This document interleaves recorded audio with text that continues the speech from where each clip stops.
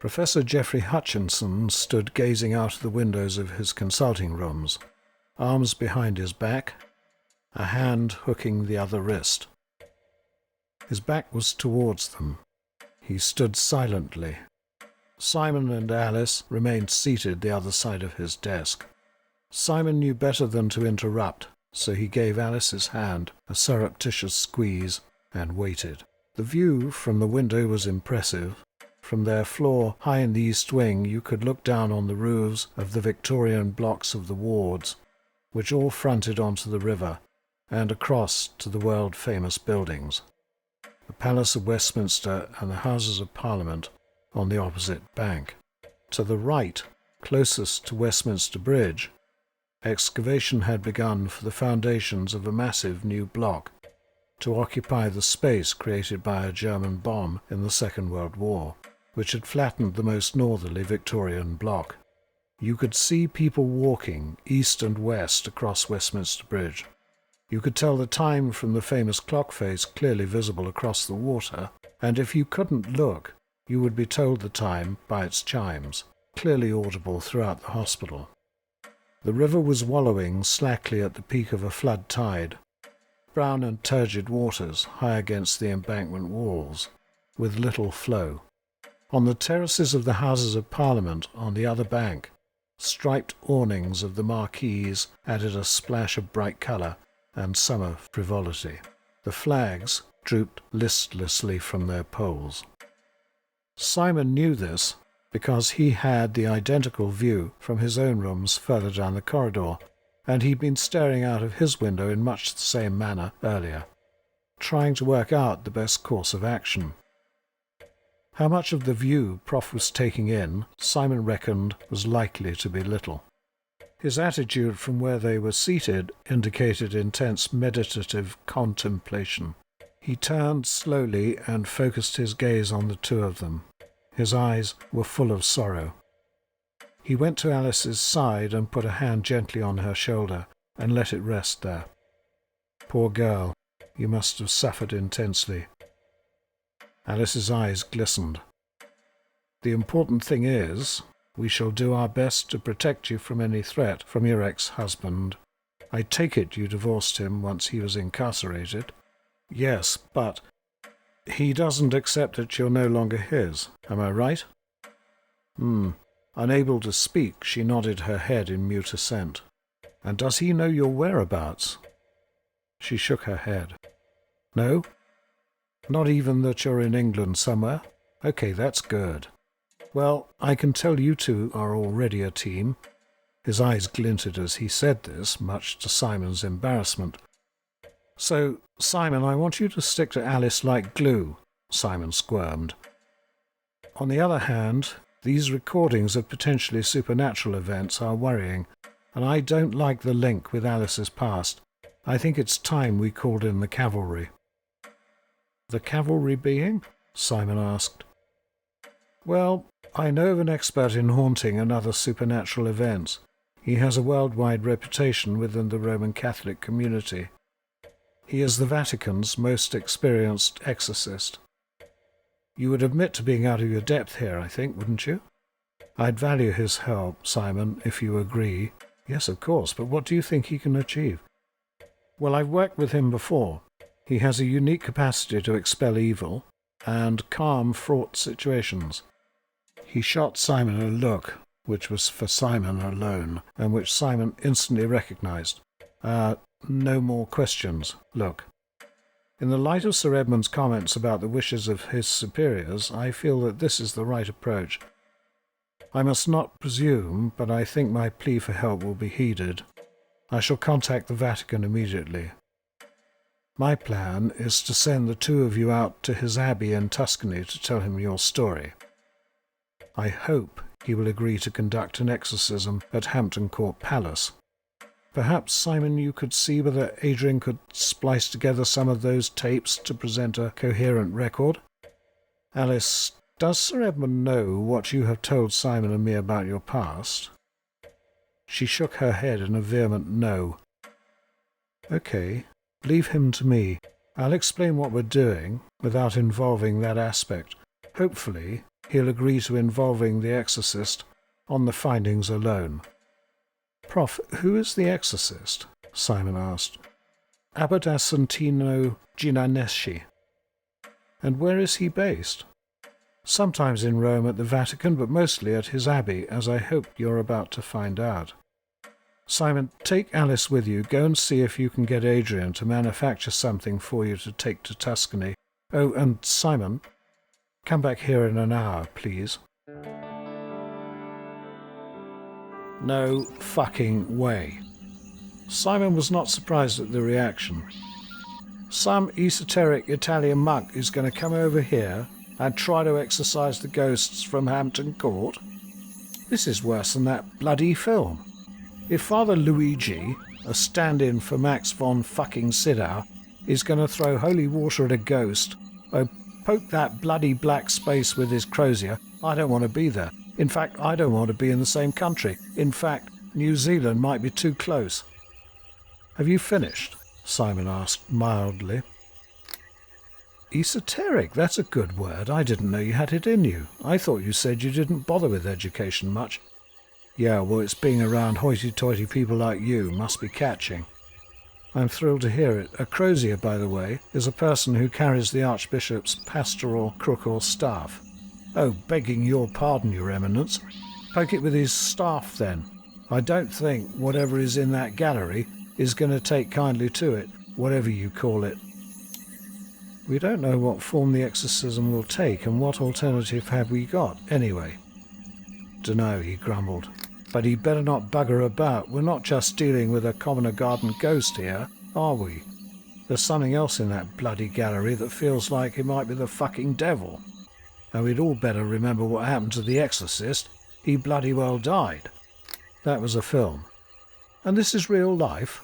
I think we've all gone bloody nuts. It's certainly the strangest real life I've come across. He paused. Sorry, Doc, didn't mean to sound off, but I can't take all this mumbo-jumbo. It's scary. Yes, it is, and I'm just as scared as you, just as out of my depth as you, but I trust Prof, and if he thinks this abbot can help us out, then I'm for accepting that help. Well, I suppose so. What does Prof want me to do? Simon told him. Bloody hell. He doesn't want much, does he? I don't know. Is it possible? Well, as a matter of fact, I just happen to have been tinkering around with the tapes anyway. Yeah, I think I can kick you out. Adrian's phone rang. He picked it up and listened. Sure, Prof, was all he said before putting it down again. Prof wants to see you again, he said, his expression inscrutable. Said to leave Alice here with me.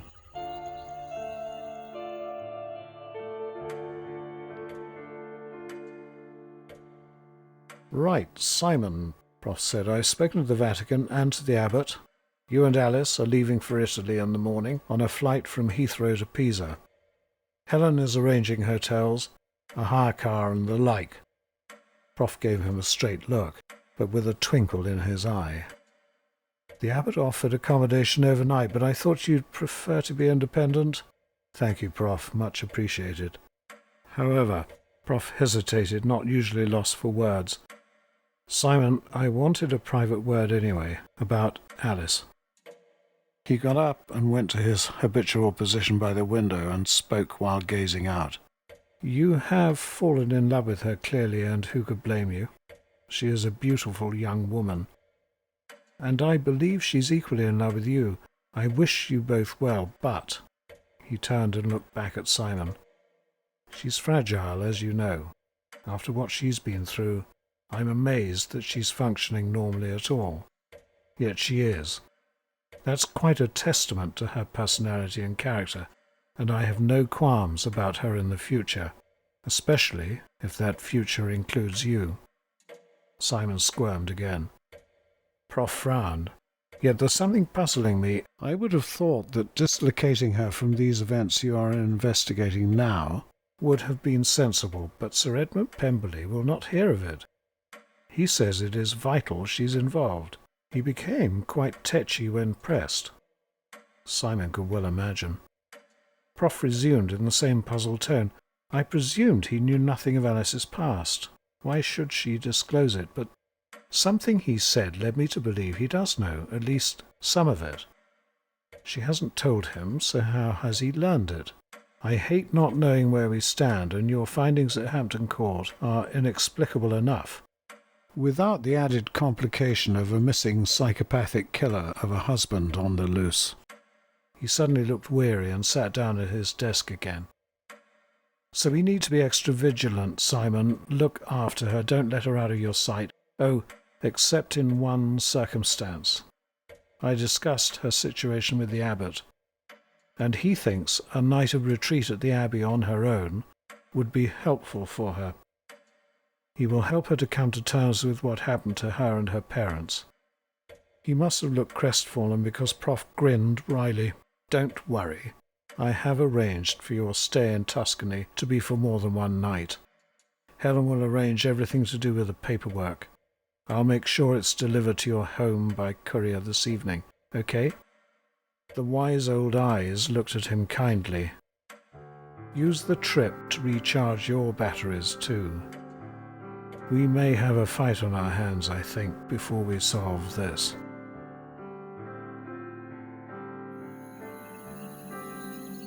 When he returned to the lab, Adrian looked at him cynically. Doc, take that look off your face. You look too smug for words. If Prosser sees you looking like that, you'll be a dead doc. So, what did he say? Where's Alice? Simon said straight away, the alarm clear on his face. Hey, steady on, Adrian said. She's only gone to the bog. And so? I'm going on a trip tomorrow morning to Tuscany with Alice to show the abbot our recordings, if you can conjure up a coherent tape. Otherwise, we'll have to try our powers of description.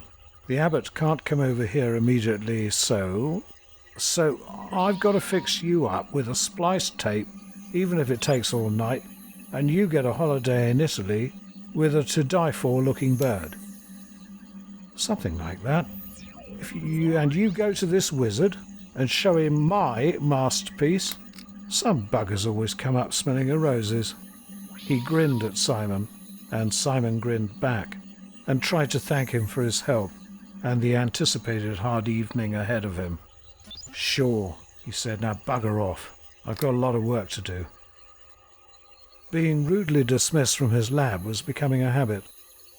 And you've got to pack, he said as Alice opened the door and returned to the room. When I've finished, I'll bring it round. Great, you'll have earned a whiskey and a meal. I'll hold you to that.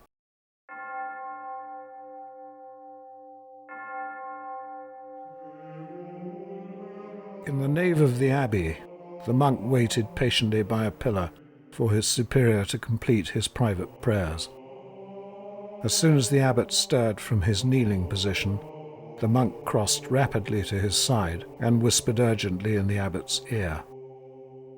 The abbot's clear blue eyes looked calmly at his message bearer for the confirmation from the man's expression, turned rapidly and swept out towards the cloister with a vigorous stride, the monk having to run to keep up.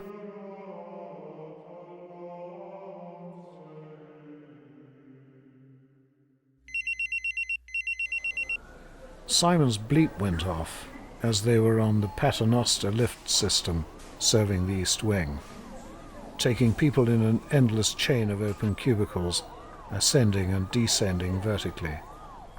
The cubicles had no doors. They passed 2 openings on each floor slowly enough, one giving access to the upward chain, one to the down. You walked in and out of them at the appropriate moment as they passed the floors. They did not stop. At the top or bottom of the system, the cubicles swung laterally and began their journey in the opposite direction, a continuous circular motion, hence the nickname. They got out at the Scutari floor. Simon's phone was ringing as he reached his office. It was Prosser. When was he returning to fulfill his NHS commitments? When he was in a position to do so, he told him. It was unlikely to be in the immediate future. You're neglecting your patients. Are you too gormless to understand that I've been granted a sabbatical to cope with this case, or just narked that you've got to work for once? You bastard! bastard! Simon was glad there was a phone line between them. He glanced at Alice, who was looking at him inquiringly. If Prosser had been in the room, he would have been drowned in spit. You're just being sheltered from proper work because you can't hack it, and if you can't do the job, you should resign. You've had long enough to get over your wife's death.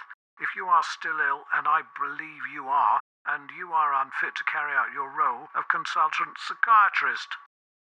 This was not the first time he had made such insulting insinuations to Simon, even to his face. It was the first time Simon had been able to respond calmly, or to tell the truth, respond at all. Thank you for your opinion, Prosser, which you'll appreciate I find utterly worthless. I'm afraid, as a diagnostician, you stink. There was an indignant silence at the other end, and then stertorous breathing. I'm going to get you sacked, he yelled when he'd got his breath back, and smashed the phone down. Probably broke that one, Simon thought. He really did sound insane, too. Perhaps Adrian was right. On that farcical note, they left the department to collect Simon's car and gave Dr. Gerald Prosser not one more thought. Alice's boss had phoned and insisted on an urgent debriefing before she left for Italy. Simon, with Prof's words prevalent in his mind, had insisted on driving her to Whitehall and returning for her. She stood on the pavement edge, waving at the car, looking gorgeous. He felt a familiar flood of propriety about her again. When she got in, she leant across and kissed him warmly. It just felt so normal, so natural, so right. They drifted in traffic towards Victoria, and on the way, she told him that Sir Edmund had asked keenly about their progress with the ghost hunting. I told him that you were making good progress, but I did say that I was worried you might have lecherous tendencies. Ow! He squeezed her thigh just above her knee, easily straddling it between fingers and thumb in a cow bite. She scissored her left thigh over the right, trapping his hand and forcing it higher. I told you this car was dangerous. Simon said, his hand enjoying its warm environment. What did you say when Prof told you what he'd arranged? I think. Is that all? Typical doctor. Did you know you all have a special way of saying and when patients are describing their symptoms to you, which is utterly terrifying? Why? Because you all sound so grave when you make those noises. Well, we're thinking hard and trying to be non-committal until we can make a diagnosis, while indicating that we've heard what you said. Really? Well, every means, oh my God, he thinks I've got terminal cancer and isn't telling me, as far as the patient is concerned. Every means he can't find a way of telling me I've only got half an hour to live. That's silly. It may be silly, but that's how patients think. They are terrified long before they consult you. Anyway, Dr. Carlyle, what did your represent about the trip? That I was thrilled with the choice of travelling companion, and the joy I felt made me realize that I am in love. She readjusted her legs, releasing his hand, and sat normally in the seat. There was suddenly an air of solemnity about her. That's all right then. She dropped her voice, but he could still hear it, because so am I.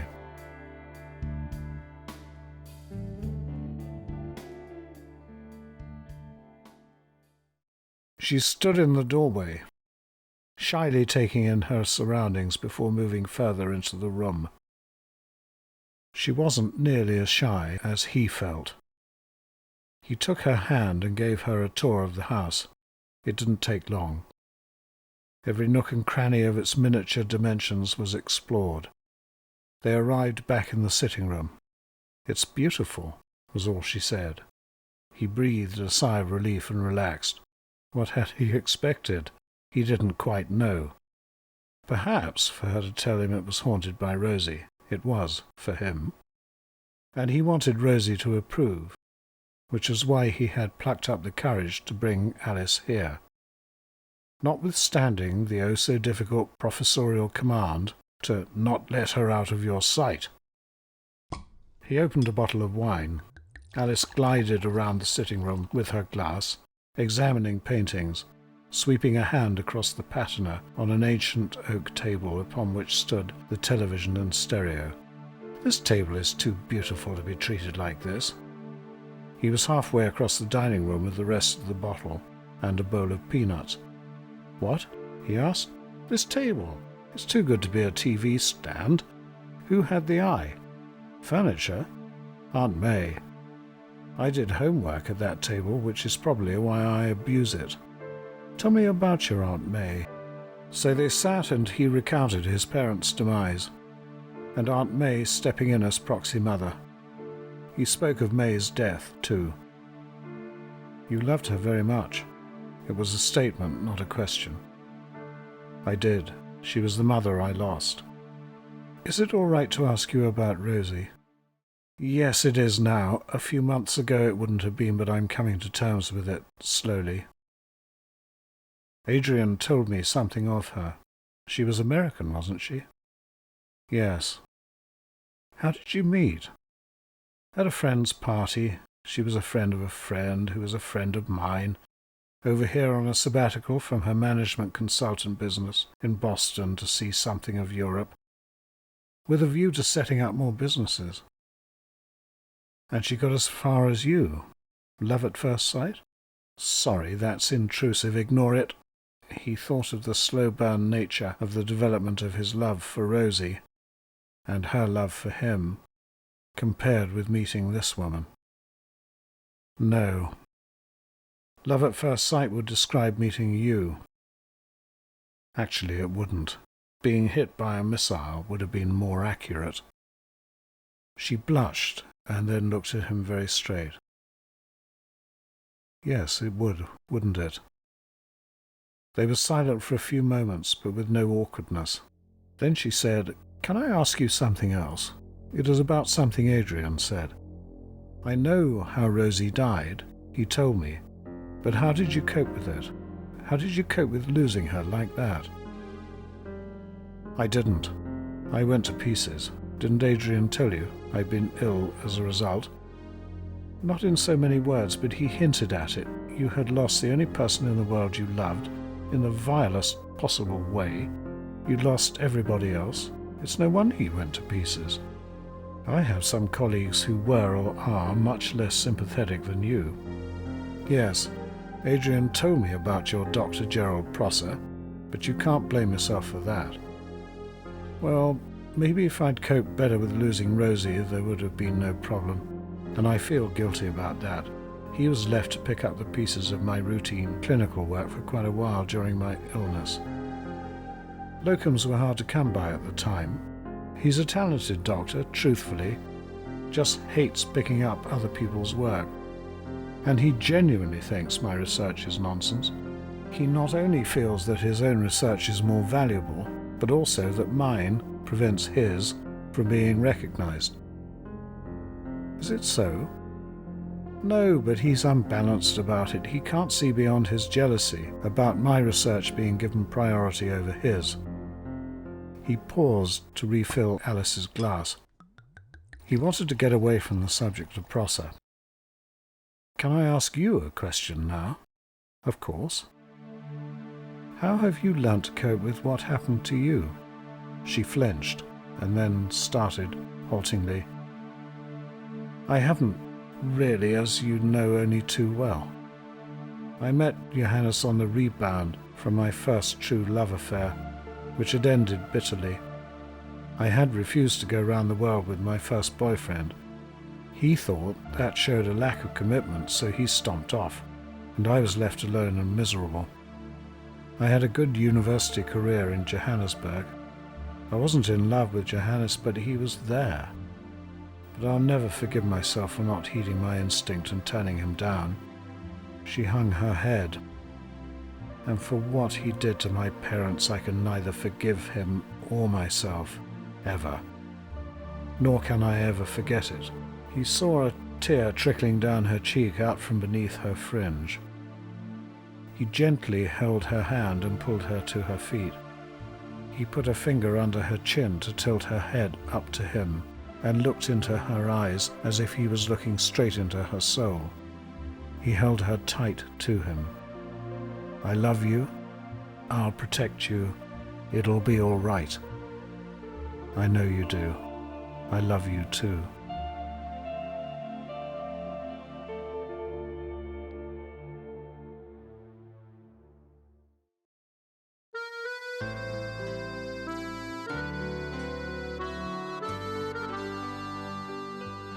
Villa San Michele is a smart hotel, a converted monastery, perched on a wooded slope of Fiesole, looking southwest over the sprawling, steaming bustle that is modern Florence.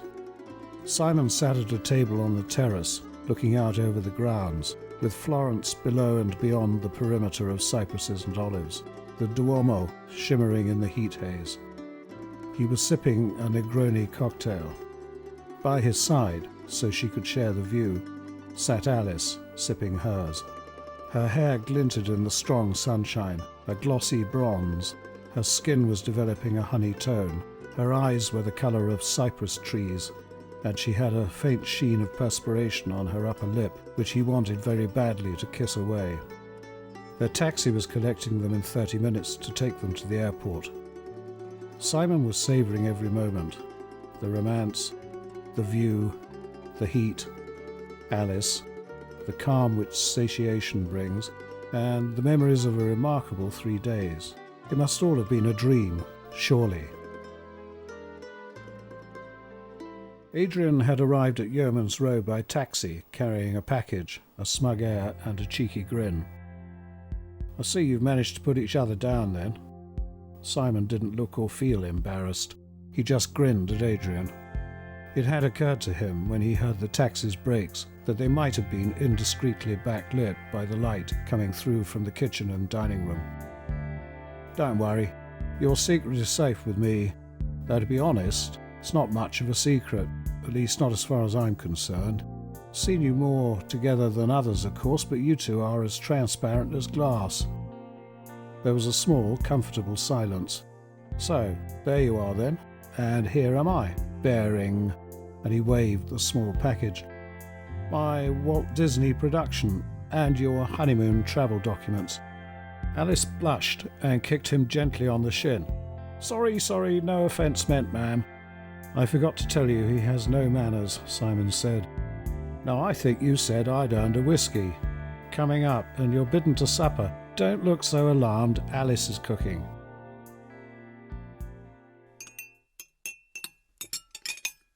When they had finished supper, he sat back with a satisfied look. "My God, that's better than Doc's cooking by a mile." "Thanks, you cheeky bugger." Simon stuck his tongue out at him. Alice grinned. "I'll take that as a compliment," she said. "It was meant as one, I promise. Now, unless I can help you with the washing up, I'd best get on home and leave you to pack." Simon accompanied him to the Prompton Road to hail a cab. "Look, Doc, I meant what I said about exorcism. My gran was a medium, and she could scare the hell out of us, you know. Ectoplasm, speaking in other people's voices. She said they were dead people's voices. We didn't know, but they weren't her own. Strange knocks, moving objects, the whole works. But something in the gallery is in a different league. It seems strong. It's not your average ghost, is it? Not a cloud or a figure, not even a wisp. It's a bloody big bad feeling, and it feels, powerful. I don't think there's a priest on earth who can take that thing on. Let's face it, the only thing that would be strong enough, if that's what we think it is God. And the way this world is, I'm not sure I believe in him or her anymore." "Well, we can't just leave it in the gallery, can we? So, what do you suggest? We're going to confront it? Or rather, Father Luigi, Abbot Assuntino," Simon corrected him. "These things were inclined to be habit-forming." Adrian had taken to calling assistant matron at St. Thomas's Mother Lesby, and only when threatened with the sack finally stopped it, and allowed assistant matron Leslie Harding to smooth her suspiciously ruffled feathers. At an informal hearing before matron, at which they'd both been carpeted, Adrian had pronounced, Well, if nobody can take a joke, and no smoke without "shut up," Simon had said, giving Matron a sickly smile, which was not returned. So how exactly do you explain your remarks, Mr. Bell? Matron had looked fiercely over her half-moons at him. He suffers from Tourette's syndrome, Simon interjected, which had earned him a glare from Matron. She ruffled through the file in front of her. He has a good work record, she had said uncertainly. Exactly, Simon had replied, just can't control his speech. If you'll undertake to control his speech for him, I shall overlook this unfortunate episode on this occasion, Dr. Carlyle. Questioning the sexual orientation of a senior member of the nursing profession, even by inference, is something I shall not ignore twice. It is not a good career move. Do I make myself clear? Certainly, Matron. Thank you for your clemency. You fucking bastard, Adrian had yelled at him as they walked away down the corridor, proving how empty Simon's promise was. I haven't got bloody Tourette's syndrome. Perhaps not, though I'm still increasingly doubtful, but you have still got a job. Okay. Abbot Assuntino, then, is just going to say, look here, devil, you're extremely repulsive, you're interfering with the natives, so kindly remove yourself without any fuss, or we shall bring down upon you the wrath of the Church of England. And if that's too liberal and bloody feminist or gay rights for you, we'll bring in the Holy Roman Inquisition. Hey, you wouldn't want that now, would you? What's that you say? You really are the devil. Are you really? Well, we've got ways of dealing with heretics, and there's nobody quite so heretical as you. So would you mind just lying down here for us? That's it, just got to put your wrists and ankles in these loops. Heavens, aren't you enormous? Not sure they're going to fit. No, this rack definitely isn't big enough. Oh dear, you seem to have broken it. Maybe we better try the fire. What's that? You quite like fire, eh? Okay, Adrian, I get the point. I don't know where you've got the idea it's the devil. Well, it feels like that to me. What the hell does it feel like to you? I'm not sure. Anyway, let's not jump the gun. We don't know what the abbot will suggest until we've spoken to him. The bright yellow light of a taxi for hire came into view from the direction of Harrods. Adrian had gestured for it to pull over. Yeah, well, the point is, Doc, that I really am scared. I'm not joking. No, Adrian, I know. Alice and I are scared too. But let's wait and see what the abbot has to say, eh? Okay. And if you invite some ascetic idiot back here with a beatific smile and away with the fairy's demeanour, who tells you he has the power to smack the devil on the body and send him back to hell, I get to kill you, right? Right. Adrian had given an extravagant wave as the cab bore him away. He had shouted from the window, "She's a dish, by the way. You're very lucky. Look after her. Happy honeymoon." Simon turned and went back. What would this expert exorcist be like? And what influence upon events could he, Simon, have? None. Sir Edmund called the shots, or his superiors did. He recalled his words at their meeting. If you find any evidence of haunting, my superiors wish a full-scale exorcism carried out. Would you think that mumbo-jumbo? Simon didn't know. He was distracted and totally and utterly out of his depth. The honeymoon idea was fun, though. He had opened the package and found it contained 2 airline tickets on Alitalia, to and from Leonardo da Vinci Airport, Pisa, a car hire voucher, confirmation of hotel bookings for 2 nights at Il Chiostro Hotel in Pienza and for 1 night at Villa San Michele, as well as a letter for the abbot. First-class airline tickets. He wondered how Prof or his secretary Helen had wangled those. Alice and he had then driven to Alice's flat, packed a suitcase for her, collected her passport, and driven back to Yeoman's Row. They had shyly gone to bed in his bed, the bed which had been Rose's and his, and it had felt normal, right, and cathartic. They had made slow, gentle love, and had fallen dreamlessly asleep in each other's arms.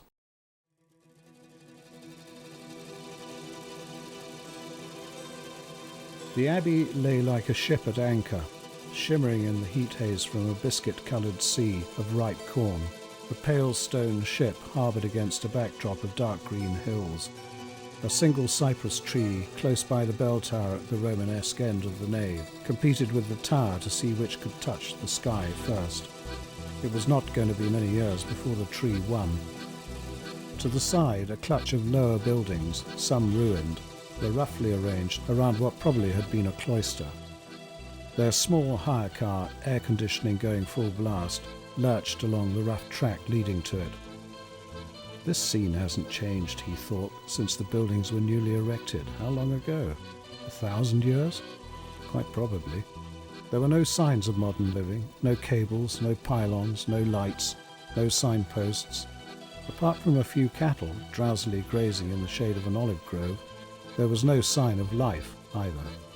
It looked abandoned.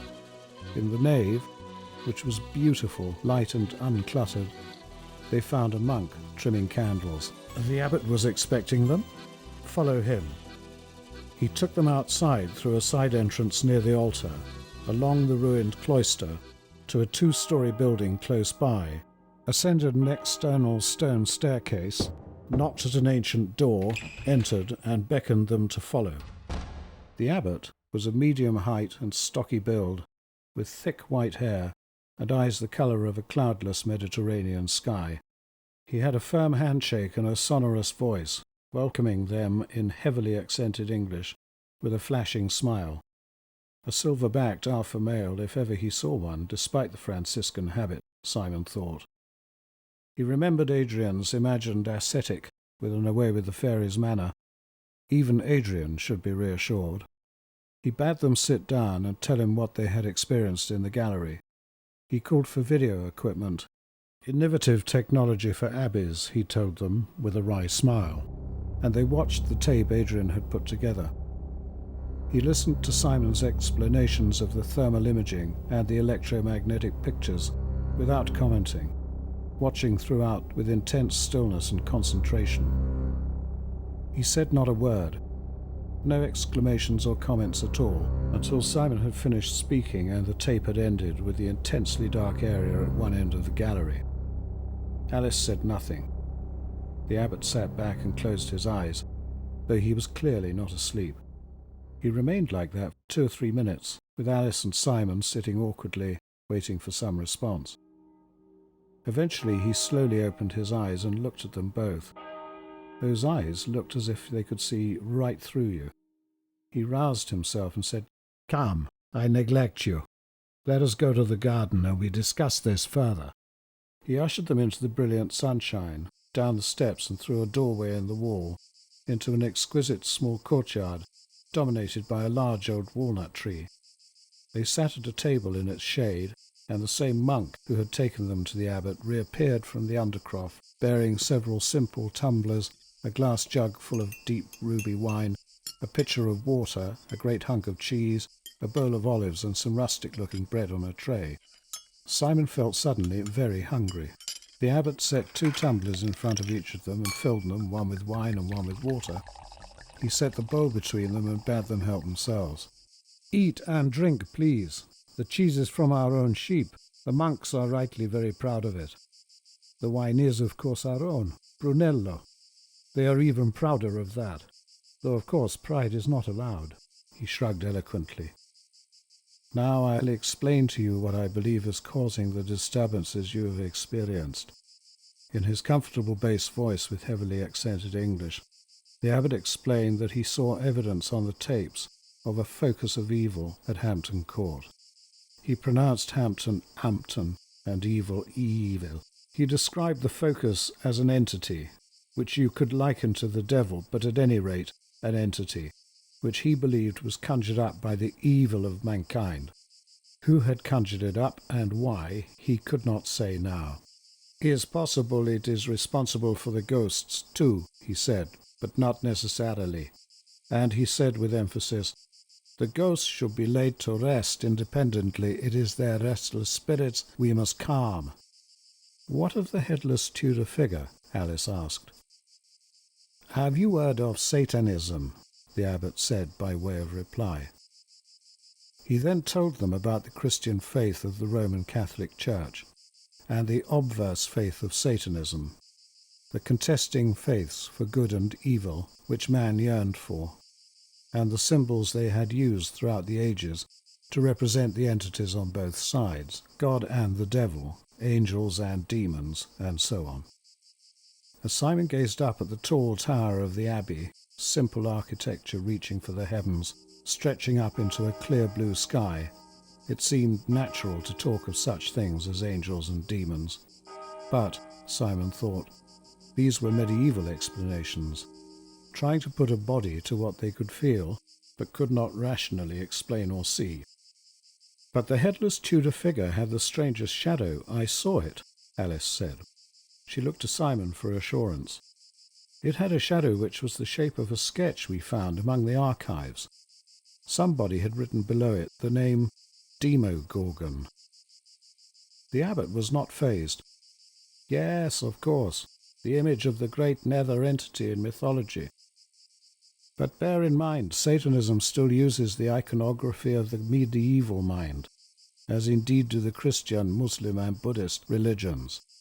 It only means that somewhere at Hampton Court there is a focus for the worshipping of evil now in the present." Simon could see the tension in Alice melting away as they sat there. "And to that end, I must come to Hampton Court Palace and cast these demons out, no?" "Yes, of course I must. And lay to rest also the poor soul of that young queen. And now, I think your professor mentioned it to you. I would like to help Alice here. Will you leave her here with us for the night and return for her in the morning, Simon? Say late morning. Noon?" Simon could only nod in acquiescence. He had a lump in his throat which made speech impossible. He felt rebellious, given Prof's last instruction, but he trusted this man implicitly, and Prof did too. They'd clearly discussed it. He hugged and kissed her, still speechless, and watched as this extraordinary man led her gently away by the hand. He led her as gently and as coaxingly as you would a child. She made no protest.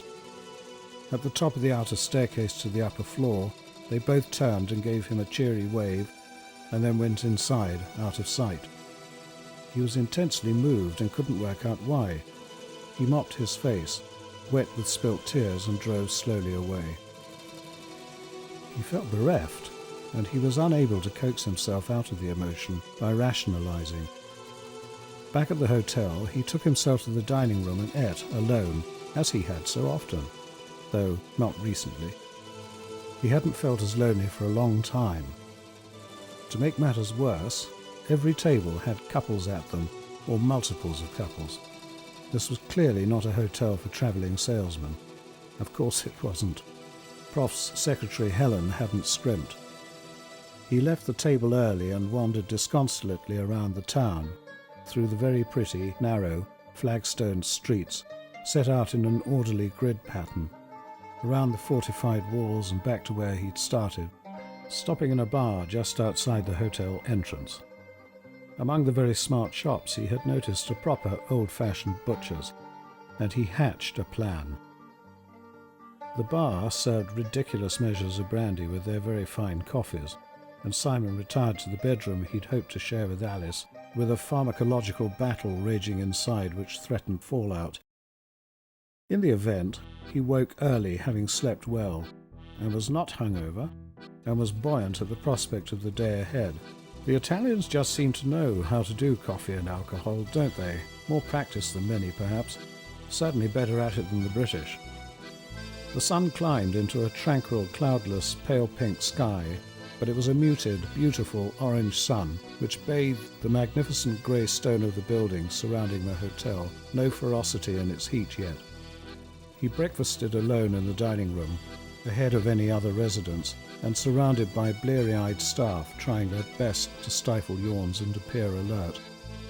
One looked astonished to see him. She'd given him his room key last night. Well, that's adrenaline for you, he thought. He put together a picnic with ingredients harvested from the local shops near the hotel. Fresh bread, local sheep's cheese, fruit wine, water, and some delicious-looking cold, spit-roasted pork from the butcher's, a local speciality.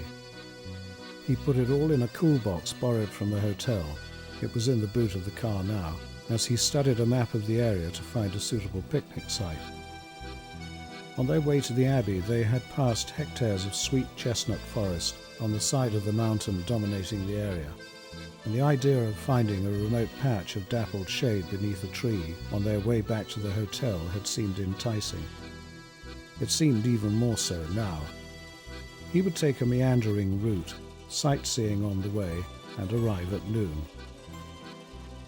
He drove up the track to the Abbey very slowly, diffident, uncertain what awaited him. He parked in the empty parking area and let himself into the grounds by the private entrance. He saw her leap to her feet at the top of the outside staircase. His eyes immediately caught by the sight of her glossy hair bouncing. She leapt down the steps and cannoned into him on the sparse patch of grass in the middle of what would have been the cloistered garth in a more prosperous time for the Abbey. He hugged and kissed her, and then held her at arm's length. She looked radiant, relaxed, more beautiful than ever, and God forgive him, given their surroundings, as sexy as hell. "Wow," he said, "can I have some too?" The abbot made them kneel at the altar rail used by the monks, facing the high altar, the bow of the Romanesque end of the abbey behind it. Simon couldn't remember ever being in a less ornamented religious building. Huge Roman arches, looking larger because of the blank stone, mixed with later period architecture, dwarfed them as they knelt alone in front of the abbot. He knelt in front of the altar with head bowed in silent prayer for perhaps a couple of minutes, and then he rose from his knees, came to them, touched each of them on the forehead, making the sign of the cross, and returned to the altar. After a further short interval, he rose, genuflected to the altar, and went to them and raised them to their feet. "Okay," he said. "Is just insurance policy, yes?" He chuckled and hugged each of them individually. "Go now, and enjoy Tuscany for a brief moment. Soon we go to fight the evil, yes?"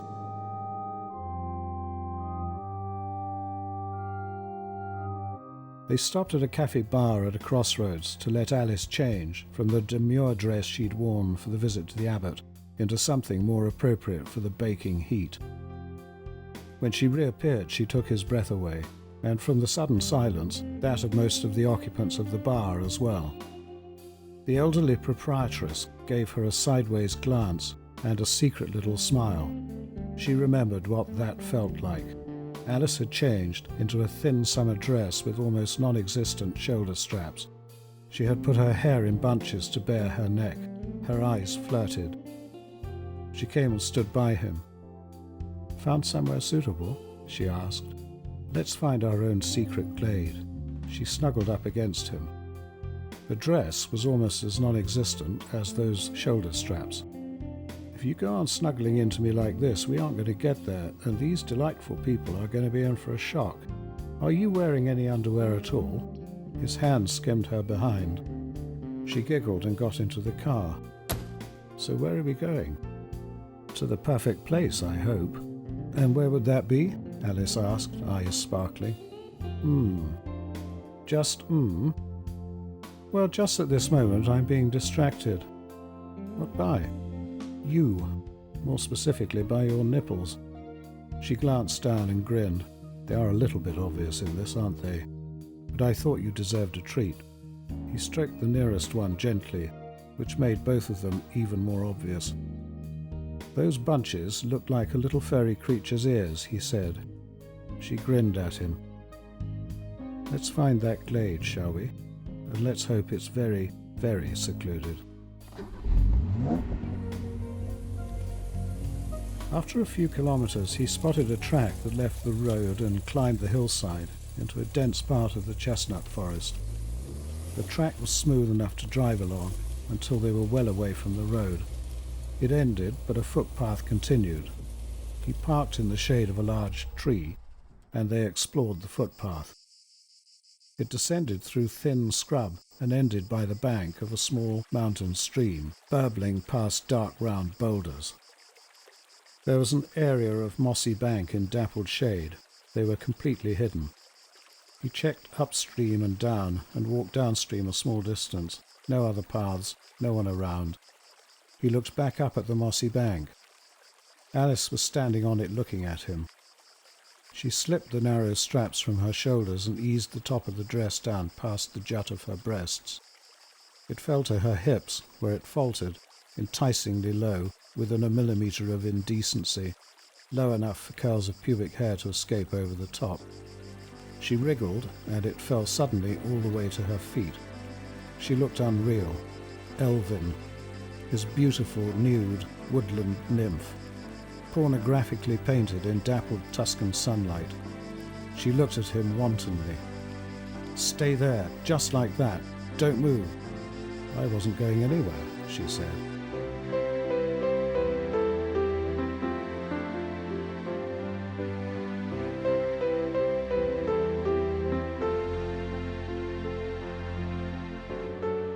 They lay on the warm moss. Simon was watching long-tailed tits leaping energetically from branch to branch against the dappled sunlight in the crown of the chestnut tree above them. "What was that pork called?" Alice asked sleepily into his ear. "Porchetta, I think. Delicious, eh? Nearly as delicious as you." "Well, that's some competition, but I'm glad you think so." "I know so. You're beautiful. And I love you." "I love you too." She snuggled closer. They explored the stream. Hand in hand, they scrabbled over the stones and boulders until they came upon a pool deep enough to bathe in. It was still very hot, the water deliciously cool. The sight of Alice coming out of the water, glistening, naked and leaping around skittishly, was too much. So a second dip was needed to cool off after more activity on the bank. It was during the second bathe, when they were sitting quietly in the water, immersed up to their necks, that they heard a loud rustling. They looked at each other in panic. They were about to be caught naked by someone. There wasn't time to reach their clothes. They were caught. From shrubbery on the other bank came a wild boar, intent on drinking, which he did happily, until he sensed their two heads breaking the water's surface on the far side. He span round with a great grunt, spraying a shower of water from his snout, large tusks protruding from his lower jaw, glinting wickedly, and crashed off back into the shrub. "I didn't know we were that scary," Simon said. "Would it have harmed us if it hadn't been frightened?" Alice asked. "I don't know. A two-headed creature bathing in its waterhole was clearly enough to spook it." They rubbed themselves down a little and dressed. "I guess a sow with piglets might have come straight for us." They went back to their picnic spot with some trepidation. The remnants were not surrounded by a herd of marauding wild boar, however. It looked as idyllic as when they'd first found it. They were packing the debris of the picnic when Alice suddenly squealed, "Look!" He followed her pointing finger. A kingfisher came upstream, an iridescent bullet, and passed them by as if they didn't exist, intent upon its fishing. "Shall we have the wild boar or the kingfisher as a mascot?" he asked. "Oh, the kingfisher, I think," she said. "It's prettier." He slipped his arm round her waist. "Are we going to need a mascot?" Were they going to need a mascot? They were going to need all the help they could get, but they didn't know it then. Simon looked around their secret glade. He wanted to remember every blissful aspect of it, and of their time there. He soaked in as much happiness as he could, which was just as well. "Promise you'll bring me back here someday," Alice said. "I promise." It was going to be a time before that would happen, and they would both have undertaken a terrifying journey before they did.